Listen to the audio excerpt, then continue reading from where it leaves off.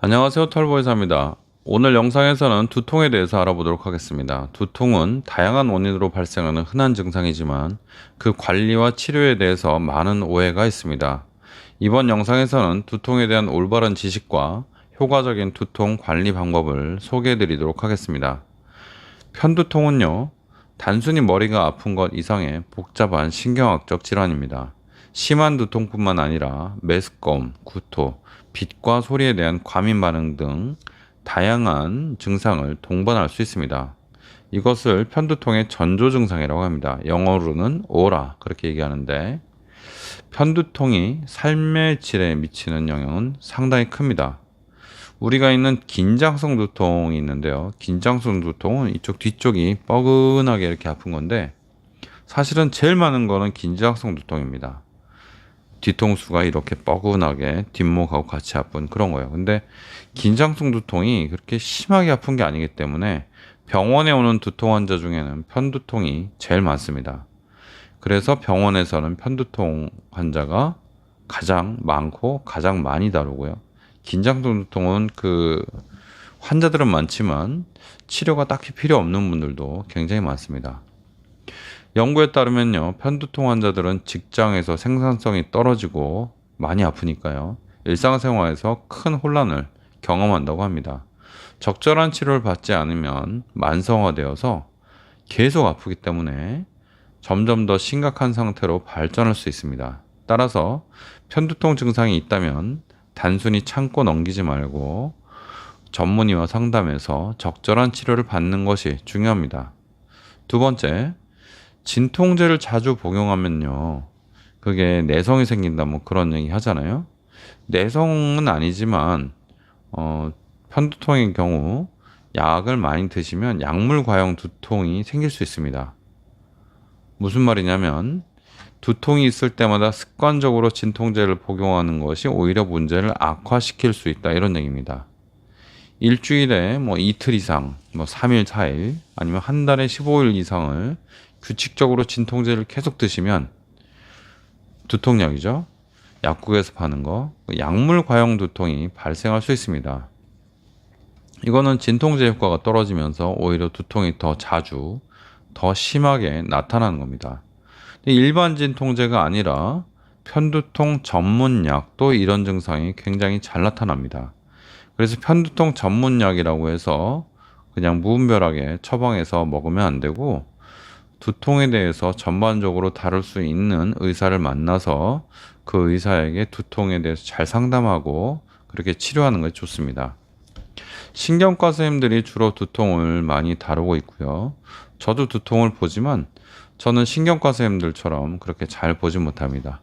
신경과와 신경외과가 약간 헷갈릴 수도 있는데, 신경과는 말하자면 신경 쪽을 보는 내과 계통, 수술을 안 하는 내과 계통이고, 신경외과는 원래 수술을 동반한 그런 어떤 구조적인 문제, 그런 어떤 혈관 이런 거를 다 보는 쪽이 저희 신경외과입니다. 그러나 이미 전문의 된 지도 거의 20년이 이제 됐고, 전문의 과정 공부한 거는 겨우 4년이거든요.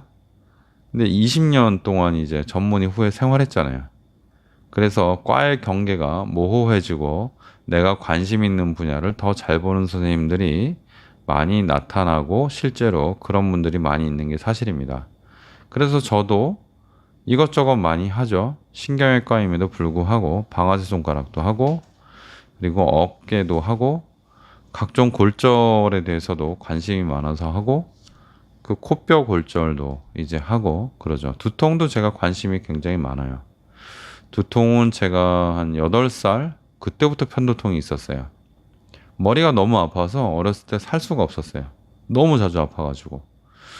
그런데도 불구하고 큰 문제가 안 생기고 계속 이렇게 성장을 하고, 나중에 물론 청소년기에도 계속 아팠고, 대학 다닐 때도 아팠고, 레지던트 할 때도 아팠는데, 딱히 이렇게 검사를 안 한 거는요, 그 MRI가 너무 비싸가지고 그때 검사를 계속 못 하다가 나중에 전문의가 되고 나서 그 다음에서야 이제 제가 다니던 병원에서 그때 찍었죠.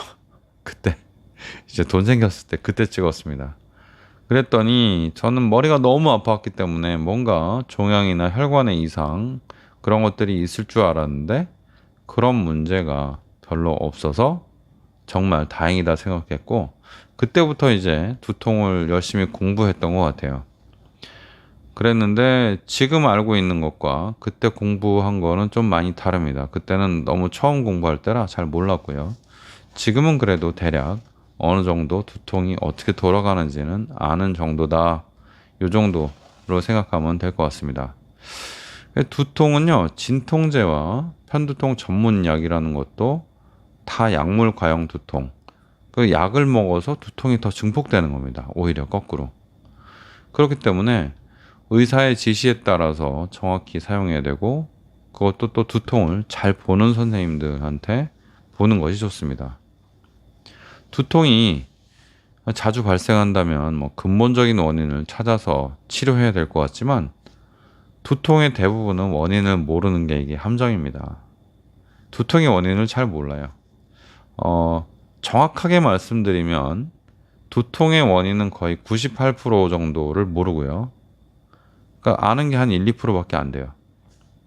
근데 이거를 병의 분류, 편두통이냐, 긴장성 두통이냐, 뭐 군발성 두통이냐 이런 거에 따라서 나눈다고 그러면요. 그 두통 분류가 안 되고 정확하게 모르는 두통이 이건 정말 잘 모르겠다. 그런 게 한 또 60% 됩니다. 그래서 그 두통에 이름을 붙일 수 있는 게 한 40%.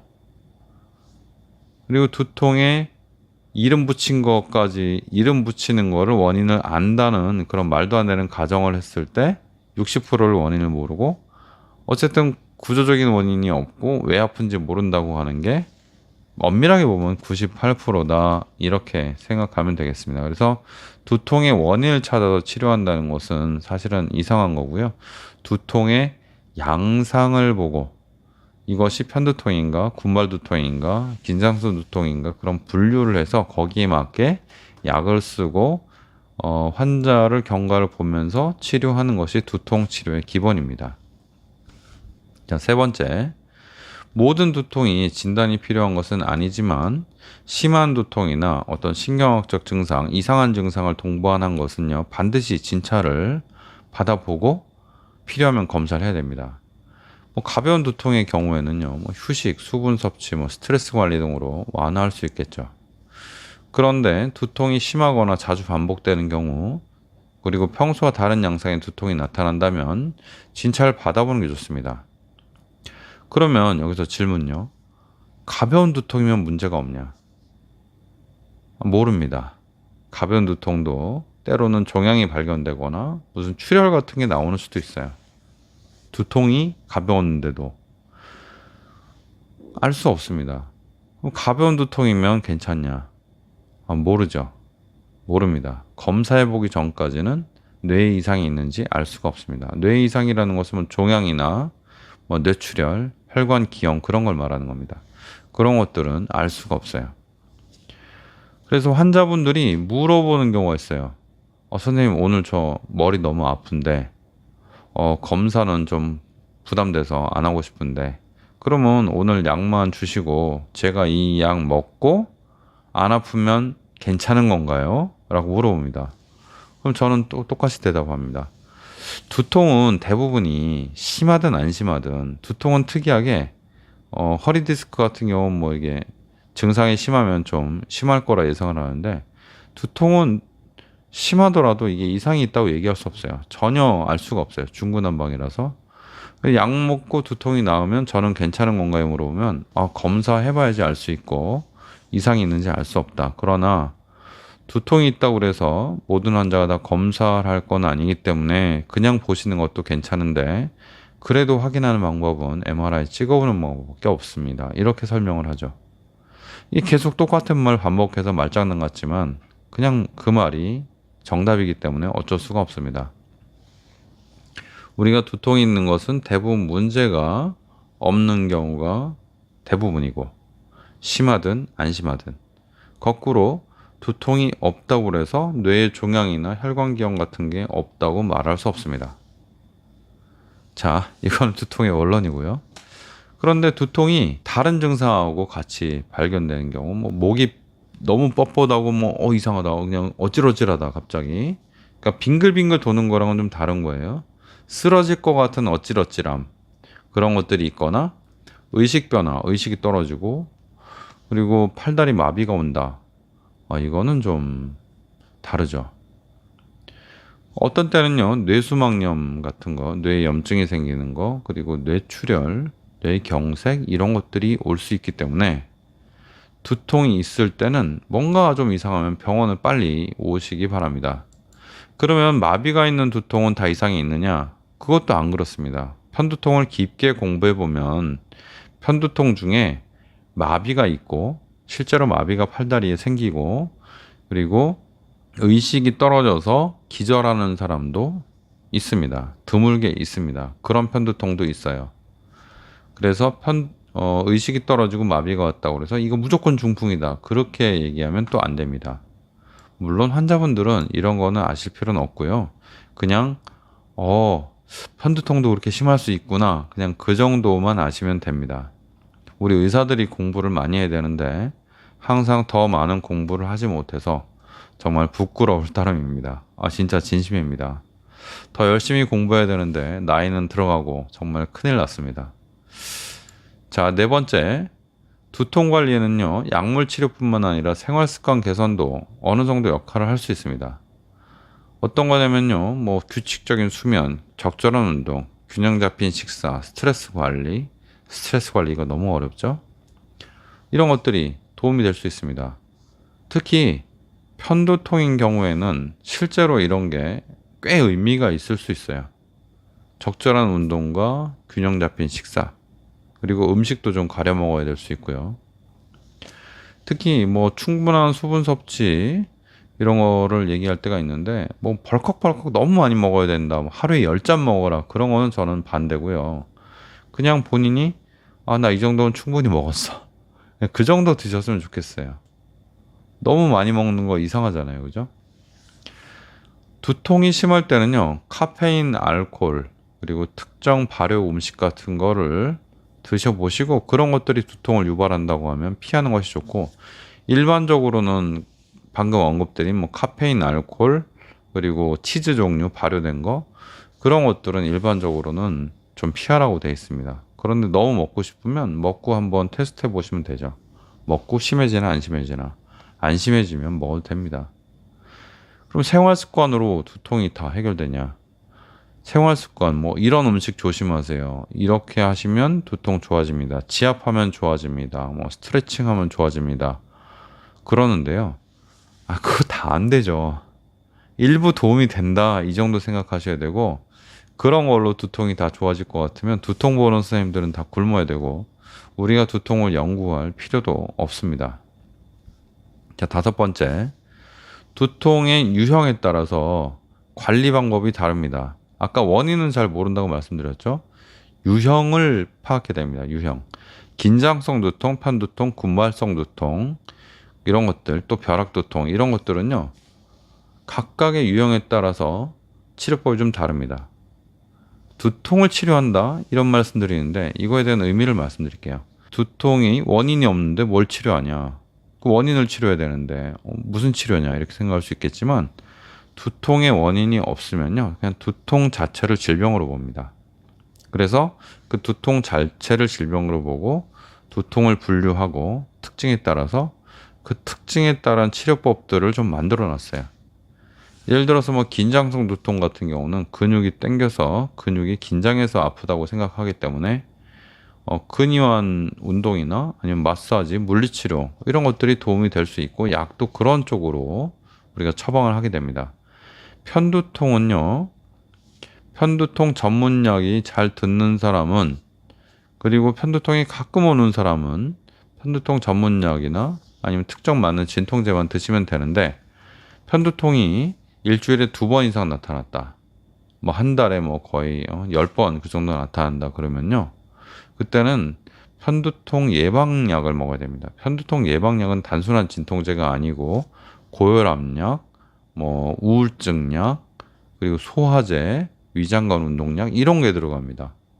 그리고 그 간질, 예전엔 간질이라고 지금은 뇌전증, 뇌전증 환자들이 먹는 그런 경련을 막아줄 수 있는 그런 약들을 처방하기도 합니다. 그래서 두통이 왔을 때 그냥 약 먹어서 좋아지고 자주 안 오는 분들은 큰 상관이 없는데 자주 오는 분들이 굉장히 문제입니다. 그래서 약을 어떨 때는 3개, 4개, 5개 이런 식으로 매일 드시게 하는 경우도 있어요. 왜냐하면 그렇게 하지 않으면 해결이 안 될 때가 있으니까요.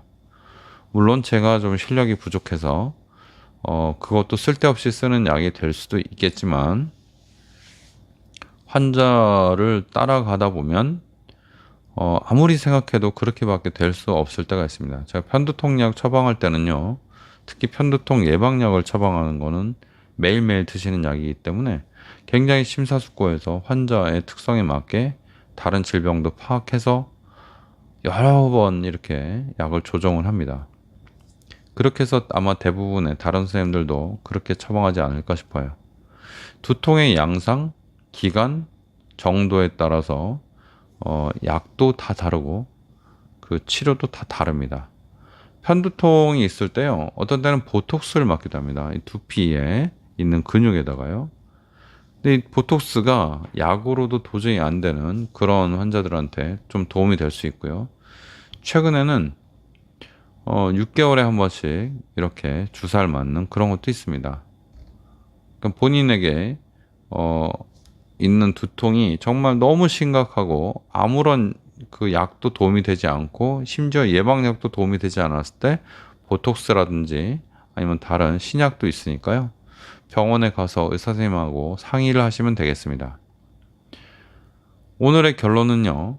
두통은 흔한 증상이지만 관리와 치료에 대해서는 많은 그런 오해, 잘못된 상식들이 있습니다. 편두통의 심각성을 인지하고 진통제의 과다 사용을 주의해야 됩니다. 너무 약만 드시다 보면 오히려 그게 두통을 유발할 수 있어요. 그래서 두통이 잘 안 낫거나 좀 심하거나 그러면 두통 전문으로 보시는 선생님을 만나서 치료를 하는 게 좋고요. 약물 치료와 함께 생활 습관 개선도 중요합니다. 어떤 두통의 원인은 모르지만 우리가 유형을 정확히 파악해서 개인에게 맞는 관리 방법을 찾는 것이 좋겠습니다. 운 좋다면요, 자기가 먹고 있는 그런 음식, 아니면 자기의 특정한 행동, 아니면 작업 환경이 어떤 특수하다든지 그런 것만 교정해도 좋아질 수가 있기 때문에 두통을 치료하러 갔을 때 본인의 생활 패턴에 따른 두통의 양상을 잘 기록해서 가져가면 좋습니다. 그런 거를 두통 일기라고 합니다. 두통이 있을 때마다 잘 기록해서 그거를 좀 보여주신다면 정말 치료에 많은 도움이 될 것 같습니다. 두통은 정말 98%, 어쩌면 99%까지 아무 다른 문제가 없이 두통만 나타나는 사람들이 많기 때문에 뇌종양이 있냐, 뇌출혈이 있냐 이렇게 크게 걱정하지 마시고 일단 한번 진찰 꼭 받아보시고 크게 문제가 없다면 여러분들 두통을 예방하고 증상을 완화하는 좋은 방법들이 많이 있으니까요. 꼭 제대로 이상한 그 민간요법에 너무 기대지 마시고 꼭 제대로 치료하시기 바랍니다.